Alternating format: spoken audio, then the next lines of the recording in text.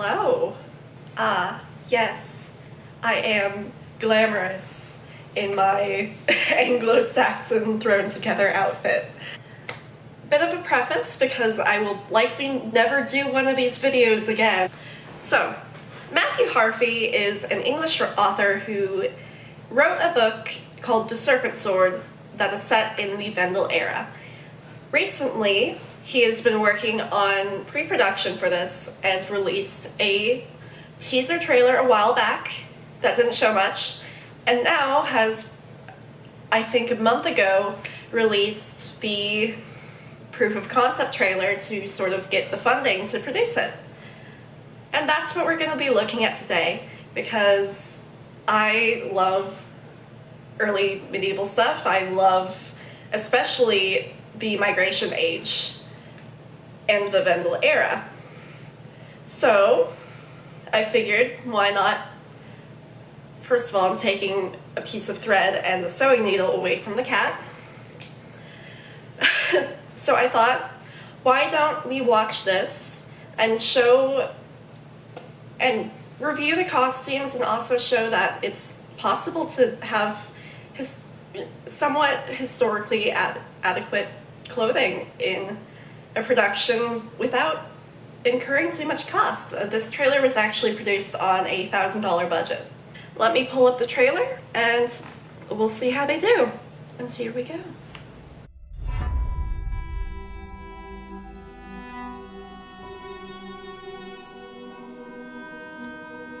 So, your name is Beobra.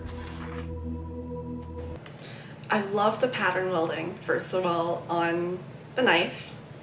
It's a good looking sheath. I don't know much about sheath decorations or anything like that, so forgive me if I'm wrong when it comes to any of the armor or weapons. My focus is mainly textile, and my cat is in thank you pounds. Thank you for showing the world your butthole. Cat mom things.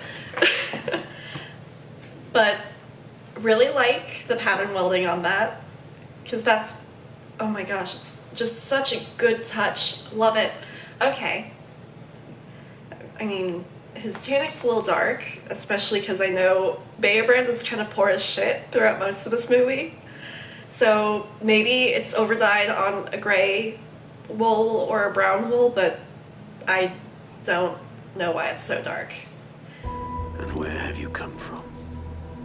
Okay. Katwara. The south. We don't place much trust. So I'm gonna go back to these two guys and just kind of take you through their outfits. Pretty good. We don't have much jewelry finds from men, so of course this all kind of goes for me. You see the linen under tunics, a nice wool tunic that falls to the knee. Looks a little long and could be tailored a little bit more on the sleeves for this guy, but it works color-wise. And so this is the king. He is, I mean, very clearly the king, although I think the helmet might be a little late, and the same thing with this shield. But the colors fit with what we see in graves. There's a huge survey of the dyes used on Anglo-Saxon textile finds from around here. And it seems that most of the larger textile, or larger scraps of textiles that we have found are mainly in like blue, green, brown, and yellow, less in red or purple. And so having the touch of, he's wearing, I believe, it's dark, so I can't tell for sure. I think that's a green. And then using the red on the trim instead of anything else works out really well. And that, I think the pattern for that is pretty accurate. I'd probably go and double check my notes off of Anglo-Saxon dress and clothing. which, by the way, is a great book. You all should read it. Huge amounts of data. I love it. Okay, let's continue. Oh, yep, Renisha Chronicles. I forgot to say this, but the Kloppenrock is thought to possibly be a sort of riding coat, so it might not have been best for him to wear it in that context. But I really enjoy how they kind of tell the status with how large his decoration is and the color of it. I still think Beobrand has too much dark fabric and is wearing a little bit too much trim. We only see it in about 10% of graves, and so a little too much on the tablet woven trim, but still good patterns. I like how thin it is on Beobrand. Good.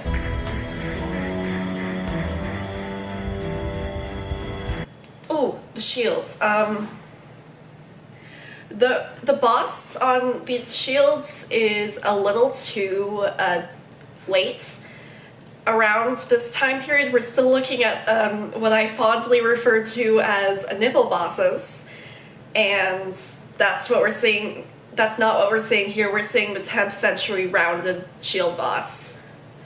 Also, it looks like the pants could be tailored a bit more, because we're still probably looking at Strasbourg style pants with the attached feet, and there's obviously a stop or a hem on these pants. Also, modern shoes, but they were working on a limited budget. The plague took his family. Okay, mail being the primary armor is good. I think this might be a butted mail. I just need to see a closer up, or a better close-up shot. But I mean, it's mail. It's actual chainmail. So, good there. Traitors killed his king. Beobrand is poor as shit and doesn't have armor. Yeah, that's great. And in the background here, you see the hats that we think are worn. We really only have fragments from England, and so, yeah, that makes sense. Ooh, and yeah, the shields are actual planes.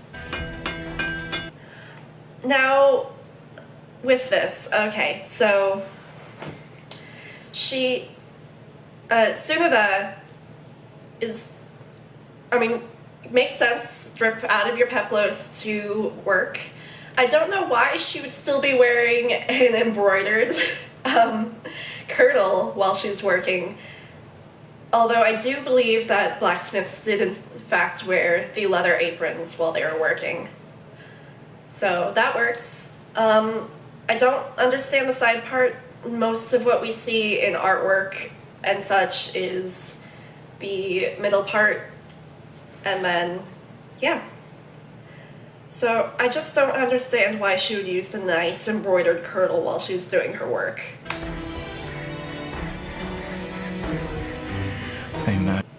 Oh, and that facing was stitched down with what looks like a decorative plate stitch, which is a really good thing.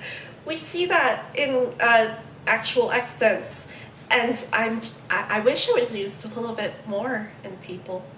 I might try to do that on my kirtle. No, I'm just trying to get it. No, focus on the projects you already have, Faye. His brother. He wants revenge. There is always danger for men like him. The leg wraps are actually wrapped well. I mean, it's sort of to show off the legs, and they certainly do that.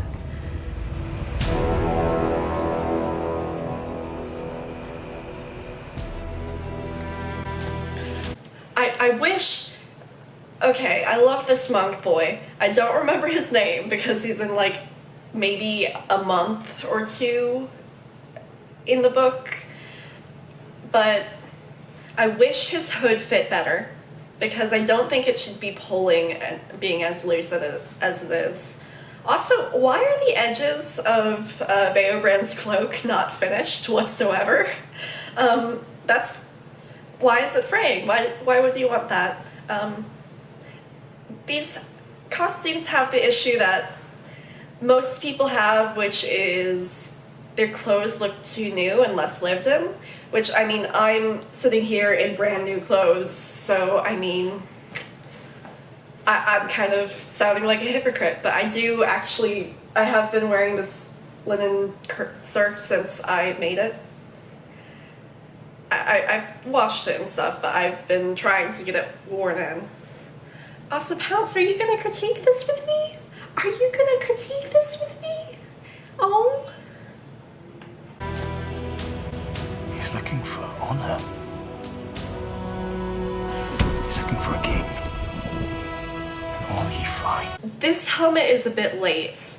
I would probably have just gone with a more plain nasal. Also, this is the close-up that I needed. This is actually, yeah, this is butted mail. It's not riveted. It should be riveted. It's his death. We live in an age of betrayal. I love Beobrand's curls. Can we just have a moment of appreciation? Also, that makeup's pretty good, but his curls are so pretty. I love it. Yeah. And he's dirty because he's been living as a hobo for a while, so yeah.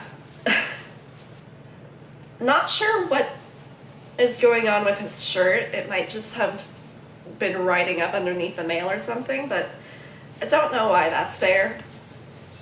Yeah, it's just riding up under the shirt. Yeah, butted mail. This sword, I think, is... I think David Huggins made that sword. I'm not sure, but he might have. If not him, then someone else from a Facebook group I am in made that sword. Which is super cool. I love that. Die by the sword. Or by fire. Take it. Or by words whispered in. Having a veil on an older woman is really good, and this is the time when veils are getting longer and longer. So hers might actually be a little short. I'm not sure.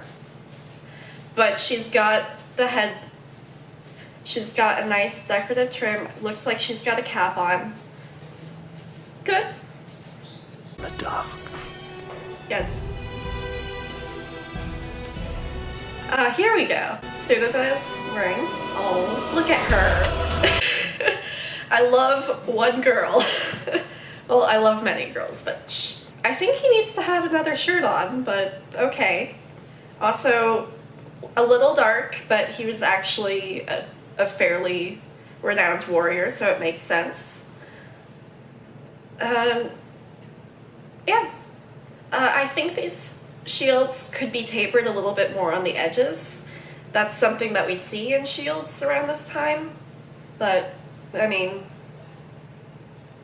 most of these are donated, so, you know, it works.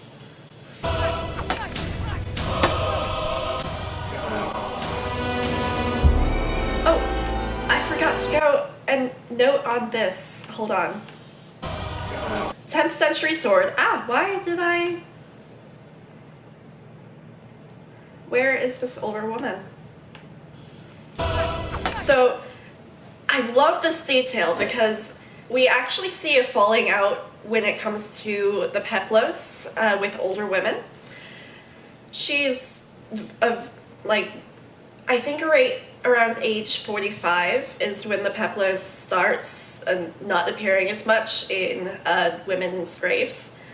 It's initially worn around, we see the youngest 8, and then in the 17 age range is when people really start wearing it often, and it being part of so many graves. And then with older women, it seems like they stopped wearing them. So that's actually a super good note. And because she was kind of woken up, she's not wearing her full veil, she's just wearing the cap. Really good detail. Love that.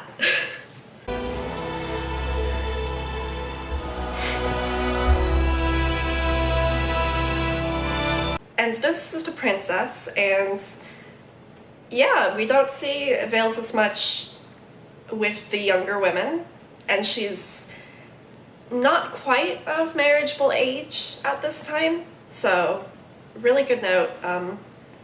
Yeah.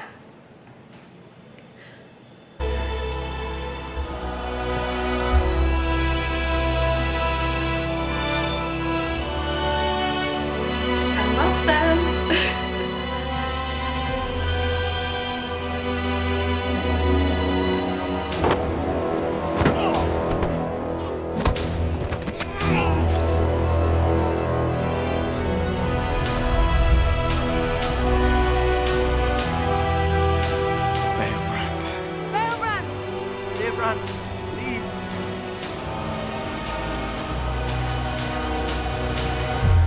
Tell me, Maille-brand of the South,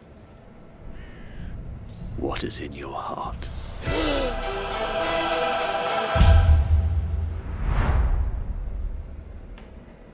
Yeah, and I think it's this sword that's just sort of a little late, but I mean, it's very pretty logo. Love that.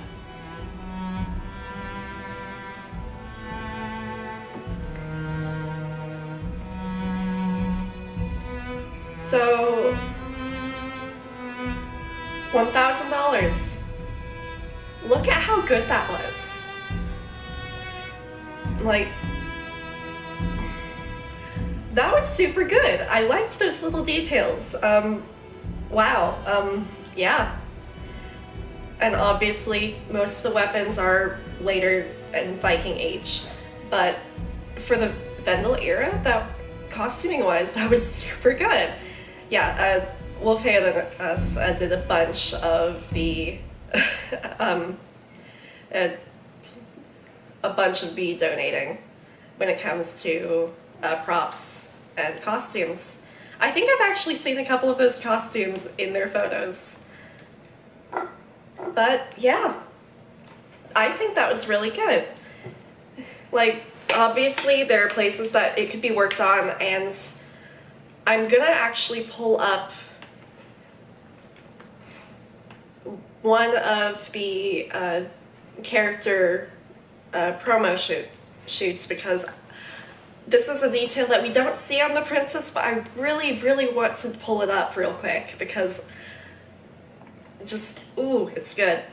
This is the princess, so she does wear a veil from time to time, but more importantly is the diamond twill, which is very much a very complex twill weave, and while it should be only one color, because that's sort of what we see, the pattern of the twill is made not by different colors, but by different twists that help to create a certain type of catching the light on the material, which is gorgeous. We should try that more often, but I am not skilled enough of a weaver to try it out yet. And she's also got straight pins instead of a full brooch. This is just a really good way of showing, like, upper class versus Sunniva seems to be wearing a tabby wool, and it's just, I'm really impressed. I love this. I'm so hoping it gets the proper funding and gets to be a full show. Yeah, super excited. Veil or peplous first? I think peplous first, then veil. I look like grandma. Should I be wearing a veil though? I mean, I'm not married, but I'm like an adult. Can we just have like a moment of silence for the fact that Gotland is so weird that the theorized outfit that we have for them is really easy to turn into a Vendel era Anglo-Saxon outfit. All I had to do was mess with this. And my jewelry is actually from Anglo-Saxon graves. This is actually a direct replica. And then this is from a Scandinavian find. I just have it because there are sometimes two rings, both worn on the fourth finger, in Anglo-Saxon graves. Considering all of this other stuff and the 3-century gap, somehow works. I don't know how. It works.